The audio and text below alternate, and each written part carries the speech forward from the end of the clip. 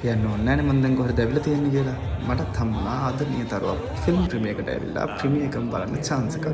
එහෙනම් බලමු කවද හම්බුනේ එදා දවසේ මොකද උනේ කියලා. හයි. ලස්සන.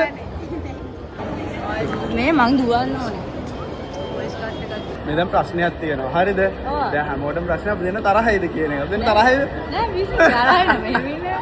අපි දෙන්නට වැඩ වැඩි. ඒකයි ප්‍රශ්නේ. කීප් වයි කමෙන්ට් එකක් ගන්න උත්තරයක් දෙන්න. මොන කියලා? මම ඔක්කොම ඉදාගෙන ඉන්නවා. කොහොම මේ බලන්නකො පොඩ්ඩා. හයි.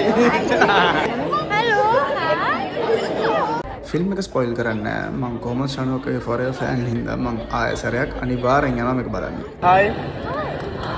ඔරදි මොකද හිතෙන්නේ වගේ රංගනය ගැන? වගේ සෝරි නර්තනය ගැන. අන්තරම මම නර්තනයේ සහභාගී වෙන්න මගේ කුඩා මොන කැතයි. හරිද? ඔව්. මම ඉතින් මේ ලස්සනට කරා කියලා හිතනවා. Yes, yes, ලස්සනට කරා. කතාවක් ඔයාලා දැවිලි බලන්න. මොනවද මගේ නැටුම. මට දැන් තමයි ෆිල්ම් එක බලලා ඉවර වුණේ. ඔක්කොම මිනිස්සු එළියට ගිහිල්ලත් අපි තාම මේක ඇතුලේ නිලිය එනකන් ඉන්නවා පද්මා. මේ ඉන්නේ මේ අප්කමින් ඇක්ට්‍රස්. යාට ෆිල්ම් 7ක් හම්බුණා. මම ඔක්කොම නෝට් අම්මට 7යි මෙයාට 7යි. පොඩ්ඩක් බලන්නකෝ. අම්මට 7යි මෙයාට 7යි. එනවනේ බෙස්ට් ෆ්‍රෙන්ඩ්ගේ ෆිල්ම් ප්‍රීමියර් එකට අවිල්ලා මේගොල්ලන් ඉන්න විදිය අන්තිමේටම. ඒ විදියට තමයි අපේ ෆිල්ම් ප්‍රීමියර් එක ඉවර වුණේ. එහෙනම් ආයෙ වීඩියෝ එකකින් හම්බෙමු. bye see you.